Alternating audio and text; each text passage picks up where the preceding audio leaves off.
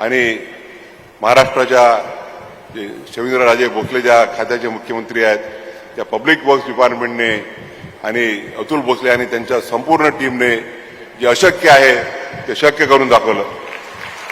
मी तर म्हणतो की गिनीज बुक ऑफ रेकॉर्डमध्ये नोंद करावी अशी ही बाब आहे.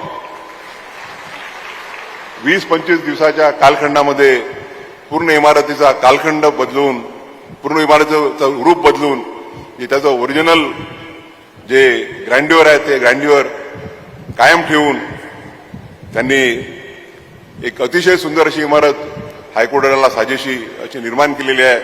त्याबद्दल मी त्यांचं मनपूर्वक अभिनंदन करतो, मनपूर्वक आभार मानतो.